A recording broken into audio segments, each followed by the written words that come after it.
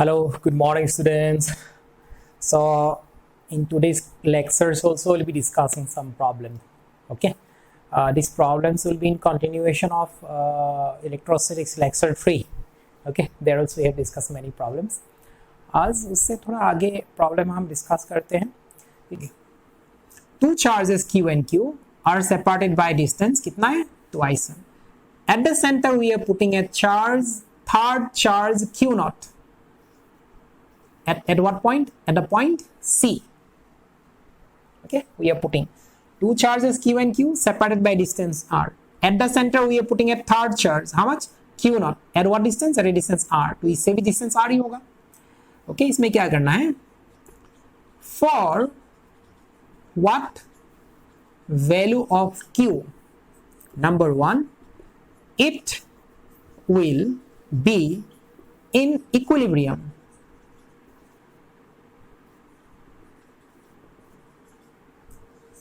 Number one, for what value of Q naught, not Q, Q naught, the system will be in equilibrium. Question को समझ लो.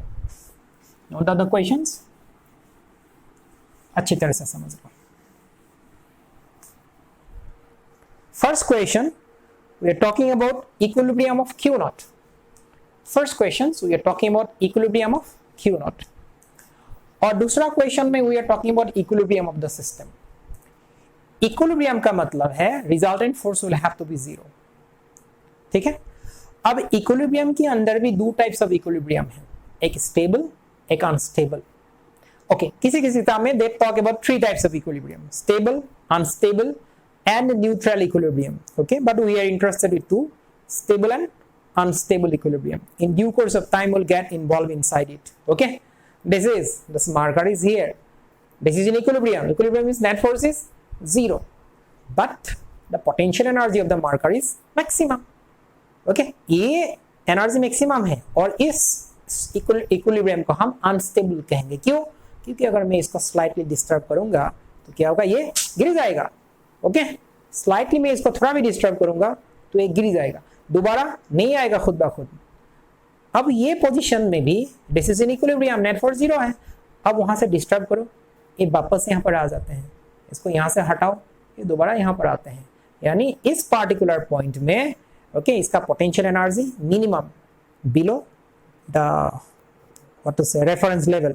Okay, ये below है, potential energy minus mgh हो जाएगा और यहाँ पर potential energy plus mgh. Net force zero, potential energy maximum, इसको हम कहेंगे अनस्टेबल इक्विलिब्रियम.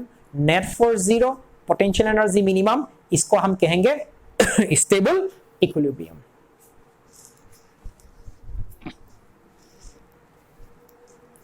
ओके, तो अब इस प्रॉब्लम को सॉल्व करते हैं. कैसे सॉल्व करेंगे? First question, For what value of Q naught it will be in equilibrium. आप अगर अच्छी तरह से देखोगे Q naught is already in equilibrium. Q naught की पर दो फोर्स होगा. On Q naught there are two forces. One is by A, the other is by B. और ये दोनों फोर्स by A कितना होगा? K Q naught by R square. Force by B कितना होगा? K Q naught by R square ही है. So on Q naught, net force is already zero. K Q naught by R square. और ये भी कितना है? K Q naught by R square. On Q naught, अगर मैं इसमें दोनों फोर्स इक्वल हैं और ऑपोजिट है, so net force is on Q naught is zero. अब मैं यहाँ पर 1 कूलम डालूंगा तो कितना होगा नेट फोर्स? ये वाला फोर्स ज्यादा होगा ना, ये फोर्स ज्यादा होगा. सर इसमें Q naught की जगह में 1 डाल दो, 1 डाल दो, दोनों फोर्सेस इक्वल है. Net force again zero. Sir 10 coulomb डाल देते हैं, 10, तो ये कितना हो जाएगा? 10. ये कितना आ जाएगा? 10. कौन सा बड़ा होगा? ये वाला 10 बड़ा ना, ये वाला 10 बड़ा, दोनों इक्वल है. Again net force zero. So पहला आंसर क्या होगा? For what value of Q naught it will be in equilibrium. हम लोग का जवाब होगा it is already in equilibrium. इसमें कुछ भी डालो, for any value of Q naught it will be in equilibrium. For any value of Q naught it will be in equilibrium. So you do not have to worry about the equilibrium of Q naught. Okay. So for what value of Q naught it will be in equilibrium? Answer कितना है? For any value of Q naught. For any value. Number 2, for what value of Q naught the system will be in equilibrium. When we talk about equilibrium of the system, इसका मतलब system के अंदर जितना charge है on every charge net force will have to be 0. Okay, यहां पर कितना charge है?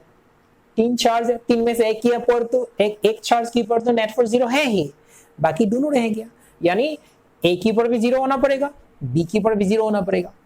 अब इस पार्टिकुलर प्रॉब्लम में, ये पार्टिकुलर प्रॉब्लम में ए और बी का पोजीशन बिल्कुल आइडेंटिकल है. आइडेंटिकल है मतलब इसको अगर पकड़ के तुम इस तरह से घुमा दोगे हमें वही पुराना डायग्राम ही मिलेगा, कोई नया डायग्राम वहां पर मिलने वाला है नहीं. Will not be getting a new diagram. Okay, so the condition under which net force on A will become 0 और the same condition net force on B will become 0. क्योंकि अगर इन दोनों को मैं, इस डायग्राम को मैं इस तरह से घुमा दूंगा तो मुझे वही पुराना पिक्चर मिलेगा, यानी मैं यहां से देख रहा हूं और एक दूसरा आदमी बोर्ड की पीछे साइड से देख रहा है, तो उसके लिए डायग्राम जैसा है मेरे लिए डायग्राम बिल्कुल वैसा ही है. ओके, सो अब निकालते हैं on A what is the net force on A. A के ऊपर 2 फोर्सेस होगा. One force will be by C. A के ऊपर कितना फोर्सेस है? 2 force. One is by C and the other is by B. Okay, so net force on A is equal to कितना है? Force by B plus force by C, and sum of this two forces will have to B equal to 0 for equilibrium. Equilibrium के लिए दोनों की पर net force कितना होना पड़ेगा? 0. अच्छा, let us verify what is the force by B. Force by B दोनों एक ही डायरेक्शन में मैंने लिया, इसीलिए I'll just add them algebraically because both the vectors in the same direction, because कौन सा पॉजिटिव कौन सा नेगेटिव हमें नहीं मालूम, so we have taken all to be positive. okay, इसमें कोई प्रॉब्लम नहीं है. okay, लेकिन यहाँ जरूरी नहीं कि पॉजिटिव हो, क्योंकि अगर दोनों फोर्स एक ही डायरेक्शन में है इन दोनों का सम कभी 0 नहीं होगा. ओके, तो मतलब हमने इसमें कुछ गड़बड़ किया है. ओके, वो खुद ब खुद करेक्ट हो जाएगा. राइट, तो मैंने पॉजिटिव ले लिया, इसका मतलब ये पॉजिटिव होना नहीं चाहिए. तो मतलब इन दोनों फोर्स के बीच में this is repelling Q naught, so इसका फोर्स क्या होना चाहिए? एक्चुअली अट्रैक्टिव होना चाहिए. लेकिन हमें मैग्नीट्यूड का साथ डायरेक्शन में निकालना है, इसीलिए हमने क्या किया, दोनों फोर्स को एक ही डायरेक्शन में ले लिया, F B and F C. क्योंकि मैंने कहीं निगेटिव साइन दिखाया नहीं तो मुझे नहीं मालूम कौन सा निगेटिव है. हो सकता है ये भी निगेटिव है, तो सर ये निगेटिव होगा तो ये भी निगेटिव होगा, तो रिपल्सिव होगा ना. अच्छा, let me just write what is the force due to be. कितना होगा? के Q into Q square divided by separation is what? Twice R whole square will give you 4R square. Force due to C, how much is that? K Q naught by separation is what? R square. This should become equal to 0. Okay, so यहाँ से K R square, K 1Q and R square, K 1Q and R square gets cancels out. Q by 4 plus Q naught is equal to 0. So we got a value of Q naught. So Q naught is what? Minus Q by 4. So if this Q naught you replace by minus Q by 4, you replace by how much? Minus Q naught by 4, minus Q by 4, then entire system will be in equilibrium. Okay? Q naught की जगह में minus Q naught by 4 डालो, फिर find out the net force on B, तुम्हें मिलेगा net force on B is equal to 0. आया समझ में? हाँ,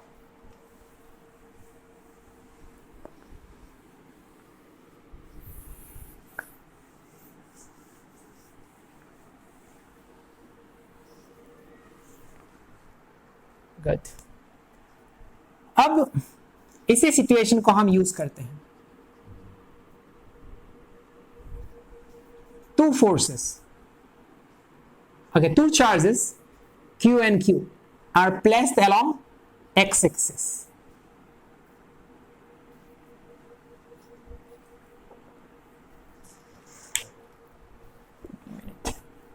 Let me read out the diagram properly. There are two charges here, Q and Q.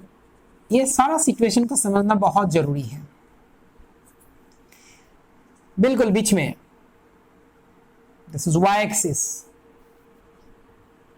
Okay, on the y axis, suppose this particular distance is a, this particular distance is a, that means this particular point is a0, this particular point is minus a0. At a distance y, that means this particular point is 0y, a charge q naught is placed.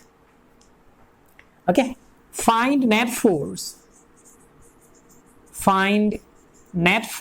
on q naught. पहला question, इसमें बहुत सारा question बनेगा। दूसरा question, for what value of y force on q naught, force means net force on q naught will be maximum. Okay, one more question is there, let me first solve it, then I'll come to the third questions. Net force on q naught will be maximum. Okay, so इसका solve करते हैं। इसको solve करना इतना मुश्किल नहीं है, we can easily solve it. कैसे? This is one force. Let me call this particular point as A, this particular point is B, this particular point is C. This force is by B, and this particular force is going to be by A. This distance is A, this is Y, so this distance is going to be A square Y square. Same thing for here also. Okay, now if I call this particular angle as theta, then here I'll get this particular angle is theta. Clear? If we consider this particular angle is theta, then this angle is going to be theta. If this angle is theta, then this is, because this is 90 degree, is it 90 degree? Wait a minute. No, this is not 90 degree. Okay. If I take it like this, these two angles will get bisected equally. Yes or no? Check it. Because if that is theta, this is also theta. If I extend it here, if this is theta, this is theta. If I draw this line parallel to this line, alternate interior angles. If this is theta, this is going to be theta y, vertically opposite angle. This is theta, this is going to be theta y, vertically opposite angles.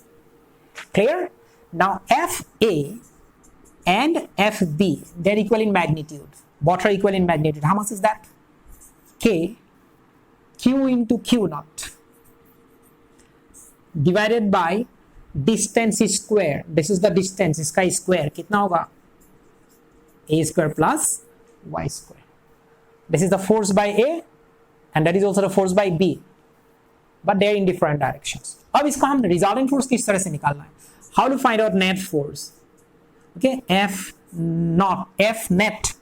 Okay, किस पर? C की पर, on this particular charge Q naught, net force. Okay, I'll remove this theta.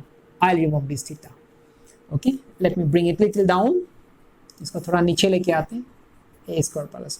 This is FA. I'll resolve into two components. FA cos theta, then this is FA sin theta. Similarly, this is FB. FB cos theta, and this is FB sin theta. So क्या होगा?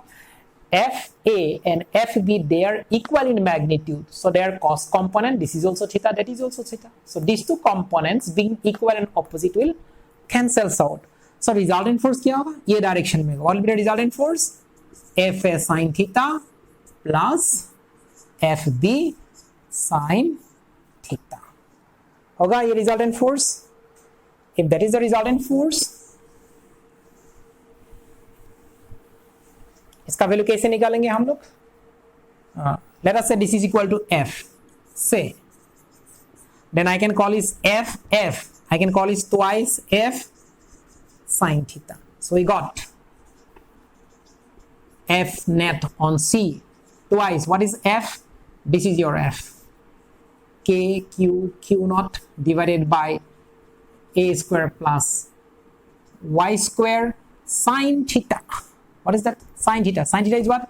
Perpendicular by hypotenuse. From this triangle you take perpendicular by hypotenuse. Y divided by square root of a square plus y square. So we have got twice k q naught a square plus y square whole thing to the power 3 by 2 into y. This is the net force on C. This is the net force on C. Following? Tell me.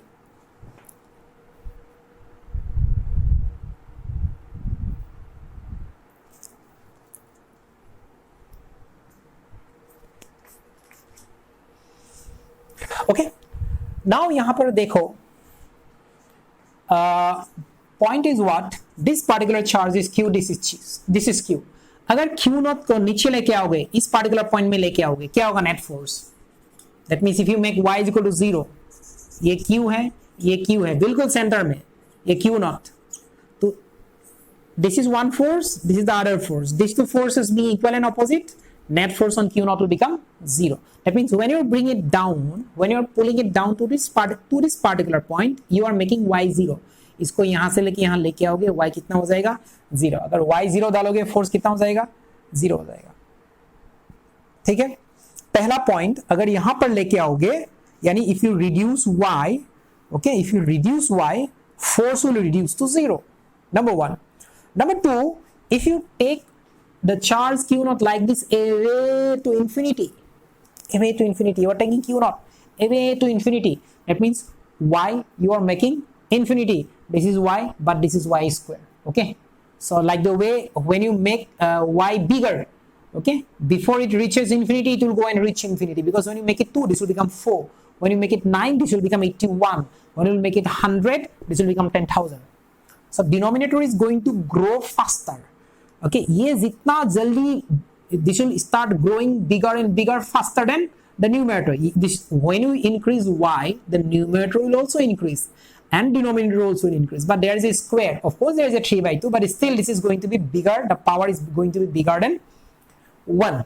Okay, so the growth of the denominator will become bigger. So this is going to reach infinity faster, means, okay, finally as y will increase, this will also increase. Okay, so f naught will keep on decreasing and finally f naught will become 0. So हमने देखा, क्या देखा, यहाँ पर भी net force 0 है और infinity में भी net force 0 है. तो किसी एक particular point होगा बीच में जहां net force will become maximum. एक particular point होगा जहां from force 0 it will increase to maximum, again from maximum force will decrease to 0. मतलब अगर मैं इसको graphically represent करूं, किसको represent करूं? The variation of force along y. Okay, along which axis? Along y axis. This is not x axis. Graphically, we are plotting a graph between force versus net force versus y. Okay, net force, we are putting it like this. At the origin net force 0. At the origin means y is equal to 0, net force 0, and when you go to y infinity, force also goes to 0. That means somewhere force increases to maximum, then it decreases to 0. Something it goes like this. We'll verify it. See how we'll verify it. Case 1. Okay, case 1.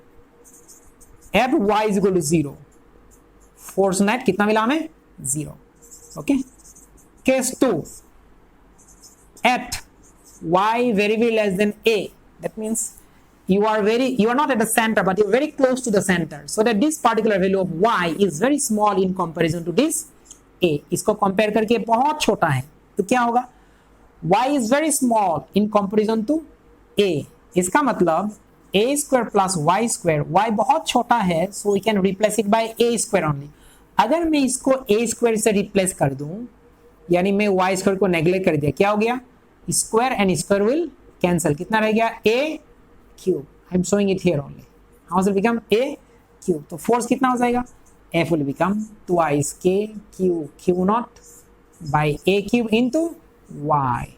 Or here we have seen force is directly proportional to y. So near the center, when y is very small, force is directly proportional to y. Something like a straight line. Y equal to mx.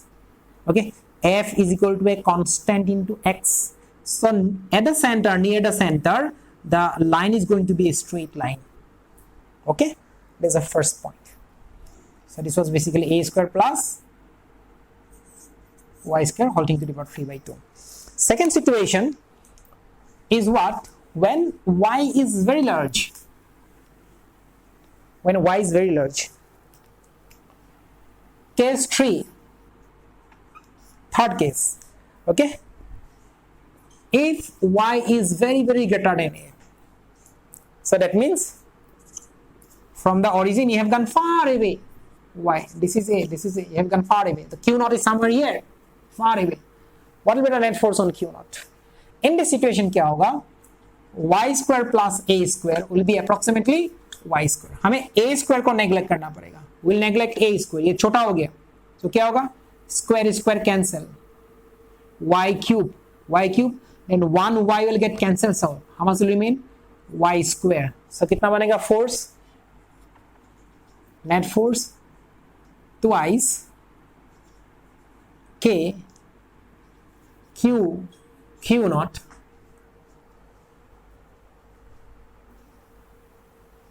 divided by y square. So what you have seen? Far away, net force is inversely proportional to square. That means something like it follows inverse square law. Okay, this is parabola. What parabola? Rectangular. Sorry, hyperbola. What hyperbola? Rectangular hyperbola. Far away it is inversely proportional to square of the distance. That means near the center it is directly proportional. Somewhere it will become maximum, and when you go far away it will become inversely proportional to the square. This is inversely proportional to the square. Inversely proportional to the square. This is what we talk about. This is inversely proportional. Inversely proportional to the square. Okay, a kind of rectangular hyperbola. So at infinity it will go to 0. It's not touching, it will touch at infinity. So at this particular point, force directly proportional to y, and here force is inversely proportional to square of the distance. So somewhere there is a particular point, particular value of y, where your force will become maximum. इसको कैसे निकालेंगे? Okay, तो उसको निकालने के लिए हम क्या करते हैं? Let me rewrite the expression of force once again. Force कितना है?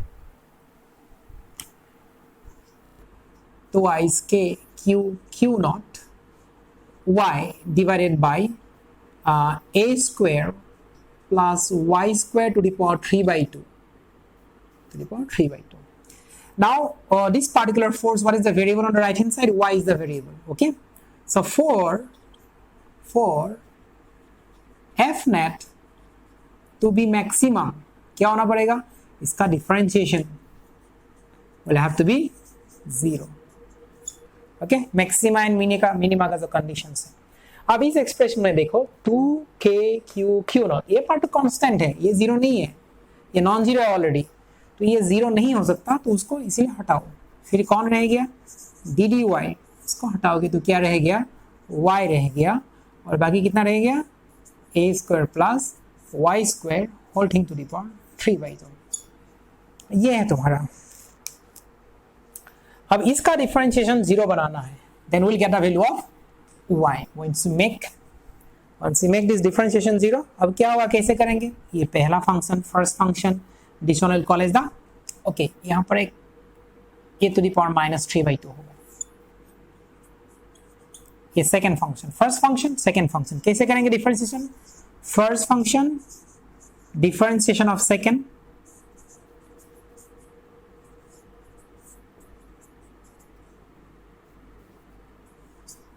plus second function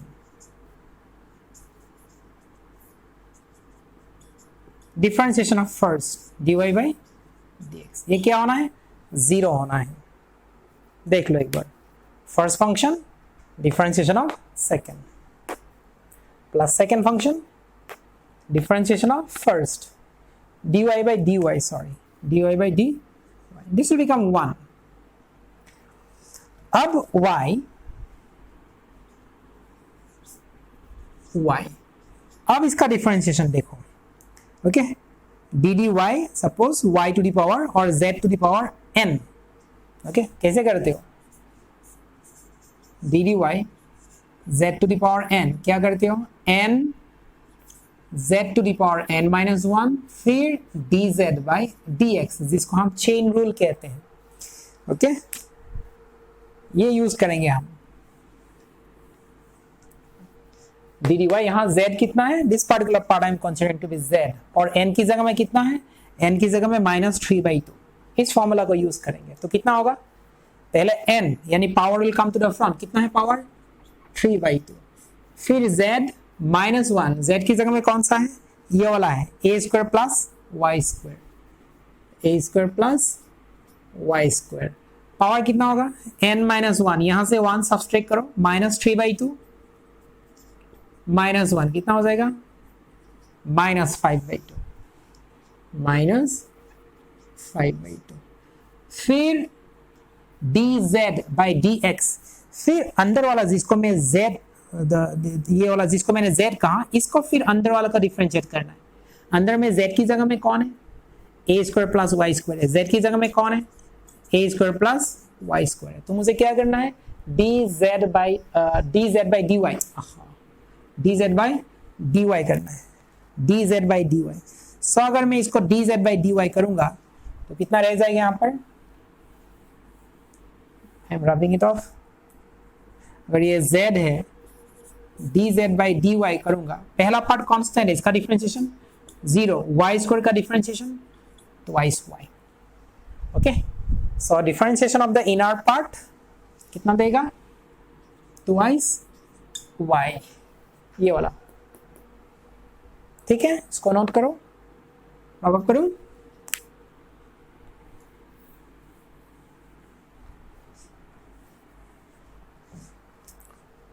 plus second function, differentiation of y is equal to 1, this is equal to 0। अब ये पार्ट माइनस है, first term will become minus and second term is plus, 2 and 2 cancels, y into y will make it y square। तो कितना रहेगा? there is a minus sign, 3y square, correct? a square plus y square to the power -5/2। अच्छा, ये second part तुम्हारा plus है, इसको मैं दूसरा साइड में लेके जाता हूँ, माइनस बन जाएगा, फिर माइनस माइनस कैंसिल हो जाएगा। तो I can write it a square plus y square to the power -3/2। यहाँ से हमें सिंप्लीफिकेशन मिल जाएंगे 3y स्क्वायर।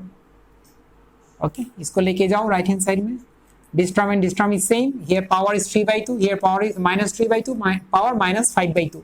दूसरा साइड में जब जाएंगे, a square plus y square -3/2, ये माइनस दूसरा साइड में कितना बन जाएगा? +5/2। तो हमें मिल गया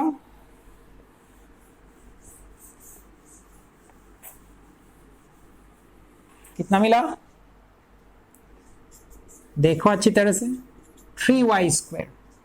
थोड़ा लंबा है लेकिन कुछ मेथड है जिसको कभी सीखना जरूरी है, हर जगह शॉर्टकट हम अप्लाई नहीं कर सकते, और अगर एडवांस वाले स्टूडेंट्स हो तो शॉर्टकट के सवाल ही नहीं है। ओके, शॉर्टकट जानने से भी आपको डिटेल्स करके देखना पड़ेगा। कितना हो गया ये? 2/2 यानी 1, और कितना हो जाएगा? 1।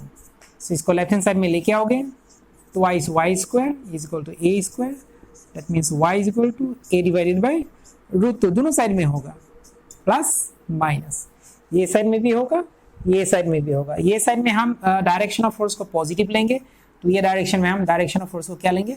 नेगेटिव लेंगे। हम इसे ड्रॉ कर सकते हैं, can show it on this side also. So at what distance?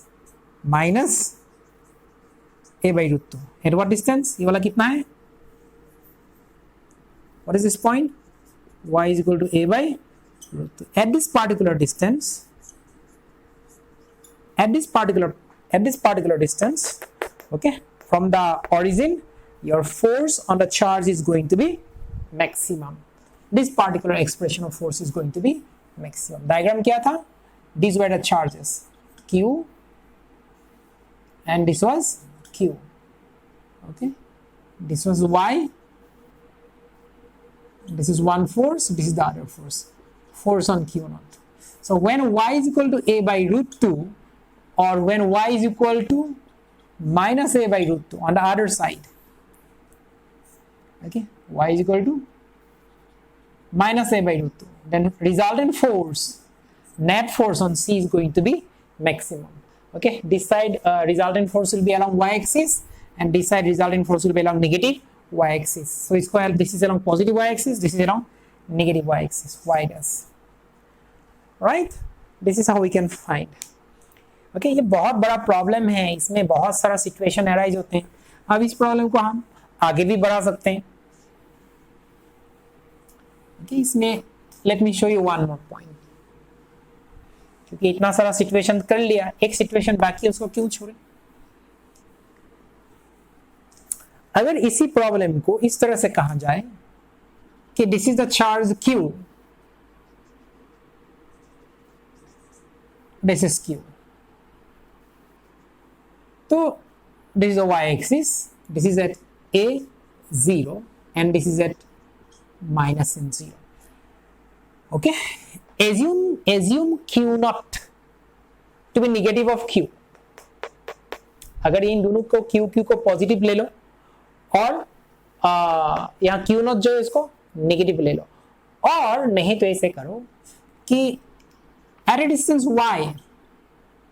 y an electron is placed, किसको प्लेस किया गया, electron, such that y very very less than a, y कितना है, very very less than a. Second case, first case y is equal to 0, second case y very very less than a.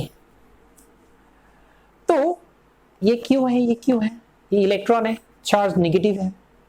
अब यहां पर सवाल है, if the electron is free to move, question खुद लिख लेना, if the electron is free to move then describe the motion of the electron. If the electron is free to move then describe the motion of the electron.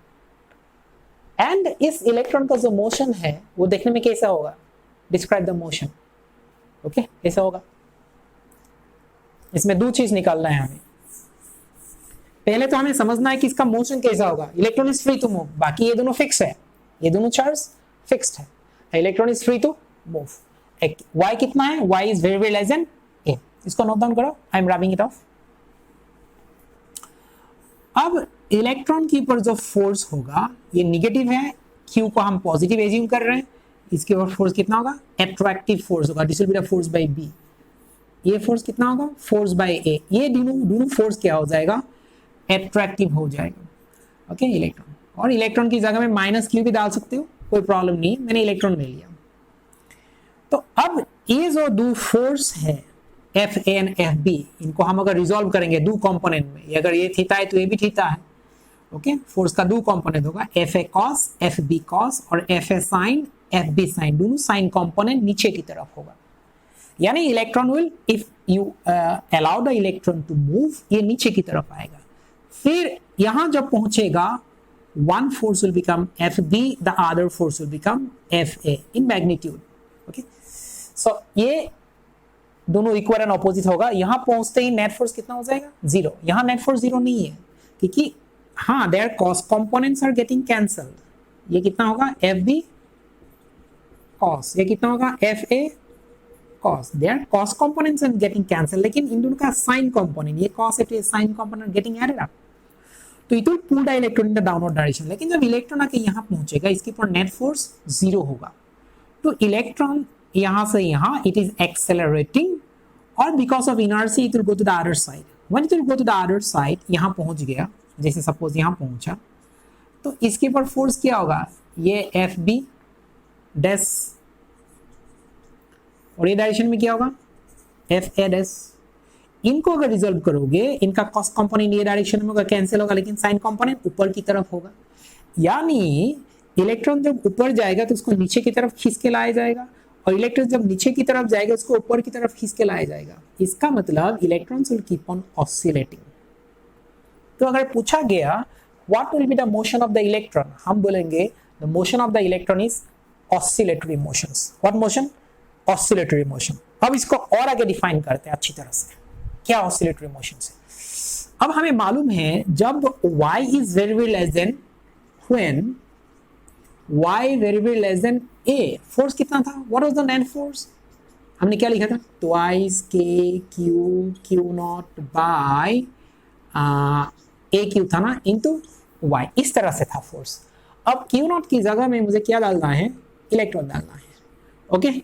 और ये charge on electron is negative, so let me use a minus sign for some reason, f net is equal to minus something into y. Have you seen this particular force is equal to negative something constant into y? Can't you compare this one with, compare it with f is equal to minus ky? कुछ याद आया? यहाँ पर जो k क्या था, ये k अलग है, ये तो k is equal to 92 10^9. This k is what? Force constant or spring constant. कहाँ पर? Simple harmonic motion. Okay? If a body is acted upon by a force like this, F is equal to minus ky, then the body, this particular force हम क्या कहते हैं? इसको restoring force भी कहते हैं। तो under the action of this kind of force the body undergoes simple harmonic motion. अब इसको और इसको कंपेयर करोगे, F directly proportional to minus y, F directly proportional to minus y. Minus y क्यों है? क्यों? Y और F की डायरेक्शन देखो, फोर्स की डायरेक्शन किधर है? अगर Y पॉजिटिव है तो फोर्स की, अगर ये पॉजिटिव वैल्यू ऑफ Y, अगर ये लोग है ये positive value of Y, because Y will be measured from the origin. अगर पार्टिकल यहाँ पर है, this is the direction of y, और फोर्स की डायरेक्शन किधर है? नीचे की तरफ है। अगर नीचे जाओगे, this is the direction of y, this is negative y, और फोर्स किधर होगा? ऊपर होगा। ऊपर मतलब पॉजिटिव, नीचे मतलब negative. So here y is positive, force is negative, that means y जब पॉजिटिव होगा फोर्स नीचे की तरफ होगा, और y जब नीचे की तरफ होगा फोर्स ऊपर की तरफ होगा, यानी they are always in the opposite direction, so there is a minus sign. और ये मिड पॉइंट जो है जिसको हम इक्विलिब्रियम पॉइंट कहते हैं, इक्विलिब्रियम पॉइंट, ओके, जहां पर नेट फोर्स जीरो होता है, इक्विलिब्रियम। तो अगर इन दोनों को कंपेयर किया गया, this particular force which is acting on the electron is just like the restoring force that we use to represent simple harmonic motion.